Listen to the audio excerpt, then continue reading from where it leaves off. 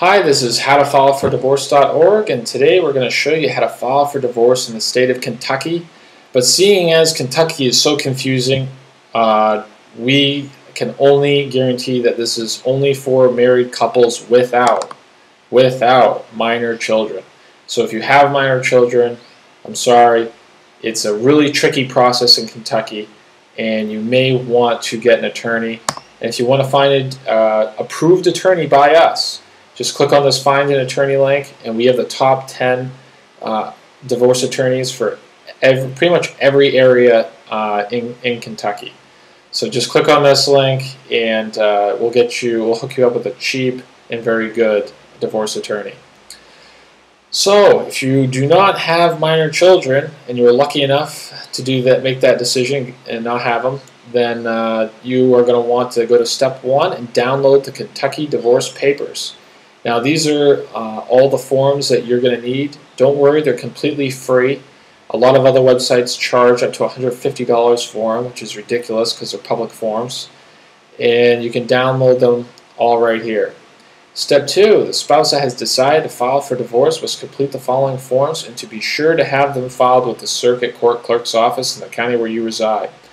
So instead of boring you with repeating what these 3 forms are, you just fill them out. You see them here, and they're all provided in this package. And you got to pay the $113 filing fee with the court. Now, if you don't know what the court's fee is, because at the time this video was made, it was $113. But you want to call up the circuit court clerk's office where you reside to make sure you know what the fee is. But anyways, moving along, step 3, you and your spouse should meet in order to give him or her a copy of the summons and fill out the following forms. So you're going to need to go to your spouse's place, or your spouse comes to your place. You're going to need to give your spouse a copy of the summons, and this is really where the fireworks starts, because you're going to need to fill out this form called the Marital Settlement Agreement.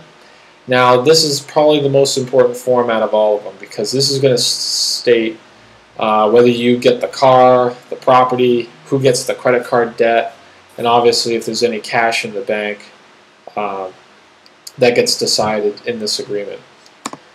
Entry of appearance waiver, these are just the typical forms. You just need to fill out best you can. And once these forms have been filled out, they need to be filed at the county court clerk's office within 30 days of filing the summons. So within 30 days of this filing, these forms need to be filed. So you want to make sure that the spouse that files these forms, that their spouse is in agreement. I mean, I would almost want to fill this out before you fill these forms out, so that you know you don't waste that filing fee money. But step 4, this time, you should be at least 60 days separated from your spouse in order to file the following forms. File these 2. You have to be separated at least 60 days. And some counties say you can't have any sexual relations, but I'll let you be the judge of that. And step 5, if you've completed the process in the state of Kentucky, they do not care about having a court hearing.